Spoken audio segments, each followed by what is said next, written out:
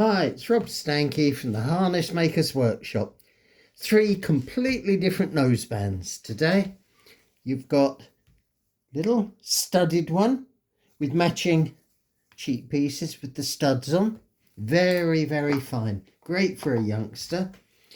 A very nice hand-stitched noseband. It's for a hackney horse, and there is the pattern that I took it from. That's the middle of the pattern, so it is equal each side, all stitched by hand, that one.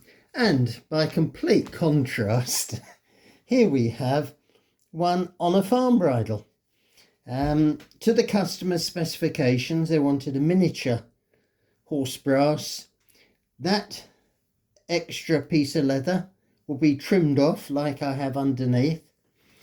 That will be then stitched onto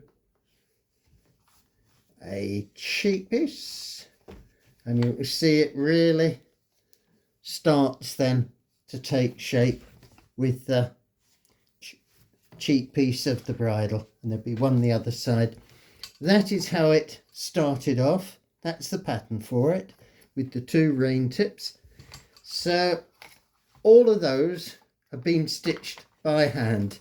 No machine, the hackney by hand, all the stitching on this winker all the way round by hand. And I haven't finished the nose quite yet, but that will all be finished off by hand and then trimmed off.